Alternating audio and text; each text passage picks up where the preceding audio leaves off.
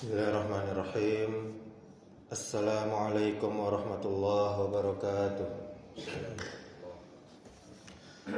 Innal hamdalillah nahmaduhu wa nasta'inuhu wa nastaghfiruh wa na'udzu billahi min shururi anfusina wa min sayyiati a'malina. Man yahdihillahu fala mudilla lahu wa man yudlil fala hadiyalah. Asyhadu an la ilaha illallah wahdahu la syarikalah wa asyhadu anna Muhammadan abduhu wa rasuluh, amma ba'du. Alhamdulillah, kita bersyukur kepada Allah Subhanahu wa taala atas segala nikmat. Kemudian salawat beserta salam semoga selalu tercurahkan untuk junjungan kita Nabi Muhammad sallallahu alaihi wasallam. Allahumma salli ala Muhammad wa ala ali Muhammad. Kaum muslimin, kaum muslimat, jamaah salat zuhur yang dirahmati Allah Subhanahu wa taala. Faktor penyebab bunuh diri memang banyak, memang beragam. Jerat kemiskinan adalah salah satu faktor kuat yang melatar belakangi orang putus asa sehingga nekat dia untuk melakukan perbuatan bunuh diri.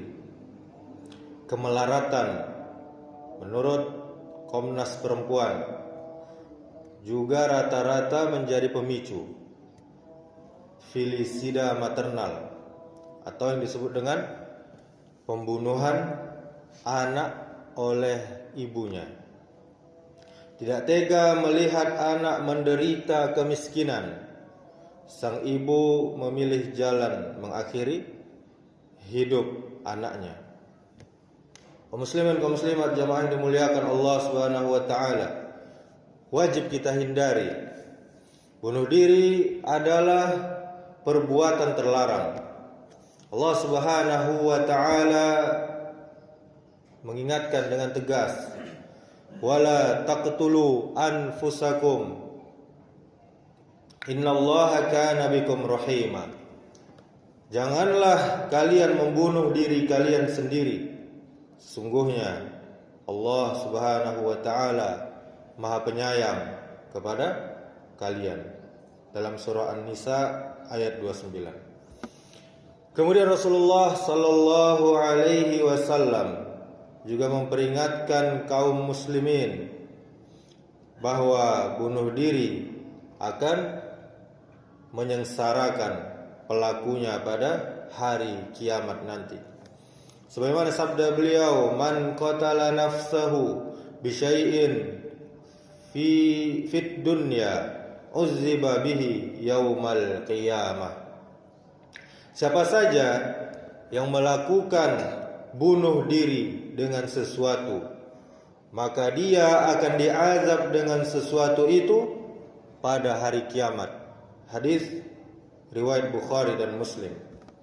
Bagaimana dia bunuh diri dulu di dunia, gantung diri misalnya, nanti di akhirat dia akan gantung diri pula. Tetapi bedanya dia tidak mati. Karena di akhirat tidak ada lagi kematian. Terus dia mengulang-ulangi perbuatannya tersebut.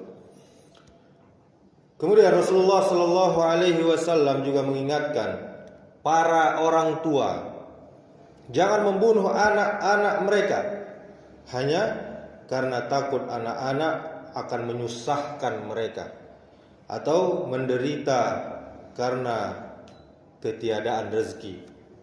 Diriwayatkan dari Ibnu Mas'ud radhiyallahu anhu berkata, aku pernah bertanya kepada Rasulullah sallallahu alaihi wasallam, dosa apakah yang paling besar?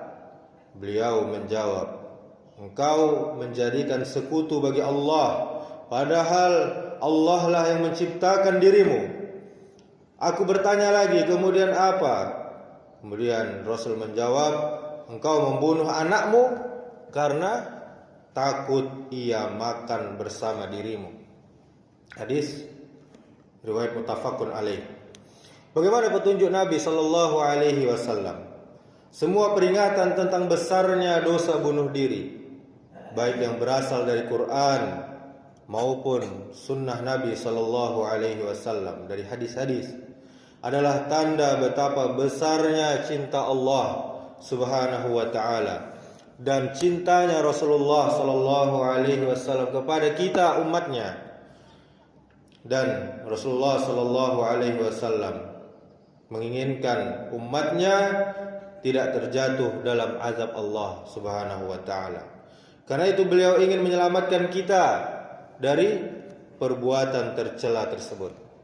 Baginda Nabi sallallahu alaihi wasallam diutus oleh Allah Subhanahu wa taala dengan membawa ajaran Islam yang mulia yang akan memberikan kehidupan yang tentram dan sejahtera lahir maupun batin bagi umat manusia.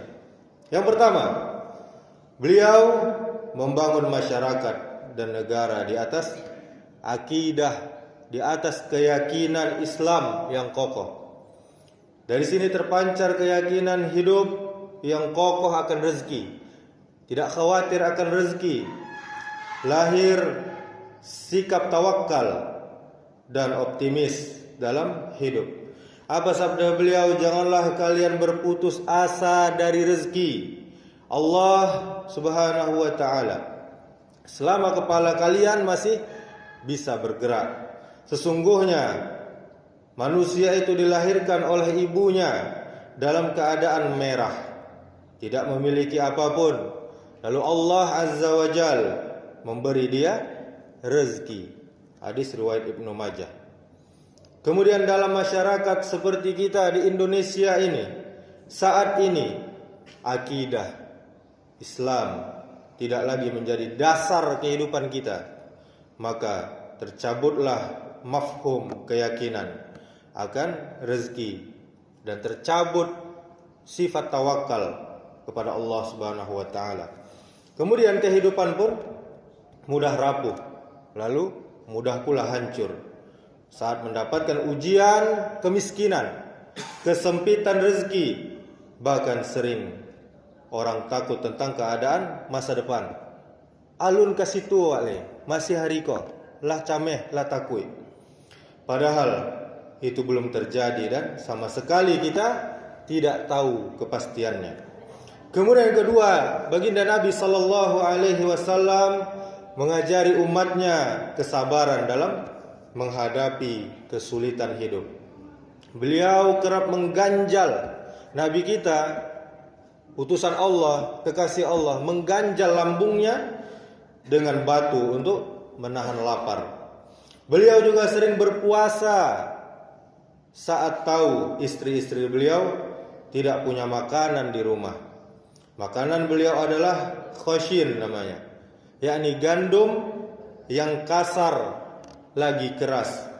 Beliau dorong makanan yang kasar lagi keras tersebut ke dalam kerongkongannya dengan meminum air.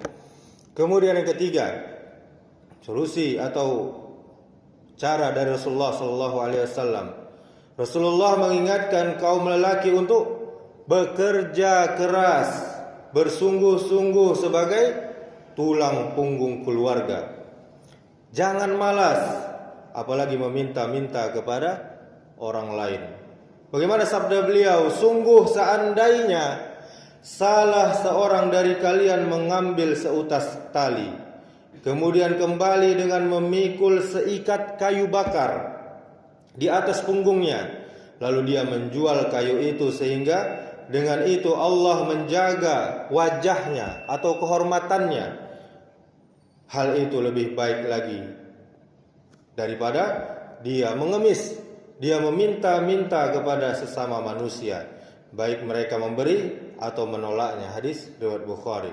Kemudian yang keempat, Rasulullah sallallahu alaihi wasallam memberikan teladan, memberikan tuntunan kepada kita umatnya untuk menjadi tetangga, jiran yang baik dengan cara saling memperhatikan dan saling memberi. Apa kata Nabi? Ya nisa al-muslimati la tahqiranna jaratun li jarati lijaratiha walau firsina syatin. Wahai para wanita muslimah, janganlah antar tetangga satu sama lain saling meremehkan, walaupun hanya dengan memberi kuku kambing. Hadis riwayat Bukhari. Firsinu syatin adalah bagian kecil dari kuku kambing. Ini menunjukkan sesuatu yang mungkin sepele atau tidak berharga sama sekali, tetapi bisa menjadi kebaikan di saat dibagikan kepada tetangga. Demikianlah, semoga yang singkat ini bisa menjadi pelajaran yang berharga bagi kita dan saling kasih mengasihani sesama muslim. Subhanakallahumma wa bihamdika asyhadu an la ilaha illa anta astaghfiruka wa atubu ilaik. Wassalamualaikum warahmatullahi wabarakatuh.